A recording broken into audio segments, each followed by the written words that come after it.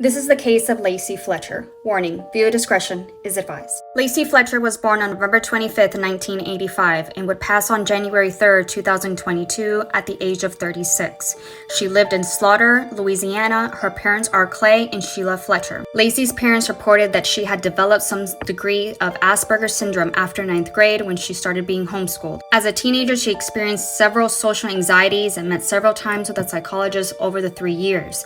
She saw a doctor years later in 2010, while in her early 20s, but never since, her parents stated. Her parents reported that Lacey had anchored herself in the living room and refused to leave. They brought her meals and set up a potty. Lacey instead relieved herself into a towel or on the floor, afraid to leave the couch. Fletchers claimed that they considered getting a commitment in order to place their daughter in a medical facility, but it never happened. The Fletchers reported that Lacey hadn't seen a doctor in the past decade because she was never sick.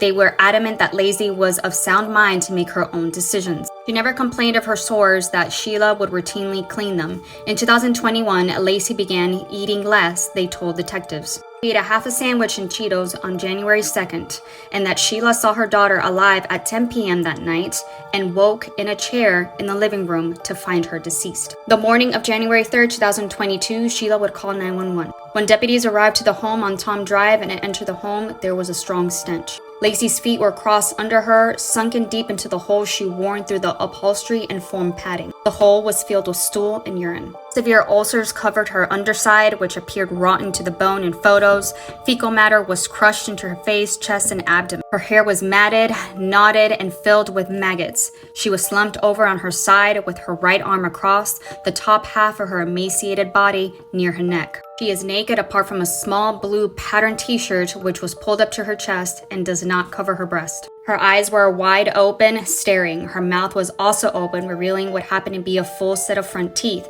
Her face was covered in large and angry red blotches. Excrement is smeared almost all over her body, and it was even in her ears. The brown leather sofa that served as her prison is alongside a wall with a gap of 18 inches. Astonishingly, to this couch's right is a gray commode and a neat pile of clothes. In the front, only a few feet away, is cluttered low black table. It was covered with lotion bottles, talcum powder, and a pack of wipes, nasal spray, a box with a lid that had a child's photo on it, and another item that made it appear that Sheila had the resources to clean her couch-ridden daughter. During the forensic examinations, further revealed that the extent of her harrowing and so far unexplained ordeal. Alright guys, follow me for part 2 of the Lacey Fletcher story.